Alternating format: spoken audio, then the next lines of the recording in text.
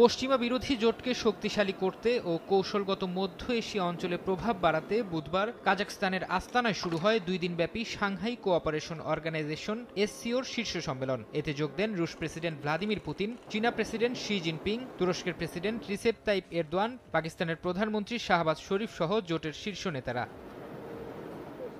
বহুপাক্ষিক সংলাপ জোরদার, টেকসই স্থিতিশীলতা অর্জন, সদস্য রাষ্ট্রগুলোর মধ্যে সহযোগিতা ও উন্নয়ন এবং আঞ্চলিক নিরাপত্তা নিশ্চিত করাই এবারের শীর্ষ সম্মেলনে গুরুত্ব পেয়েছে। এছাড়া এসসিওর উন্নয়ন কৌশল ঠিক করা, সন্ত্রাসবাদ ও বিচ্ছিন্নতাবাদ মোকাবিলায় সহযোগিতার কর্মসূচি ও মাদক বিরোধী কৌশলের বিষয়েও জোটের নেতারা গুরুত্বপূর্ণ সিদ্ধান্ত নেন।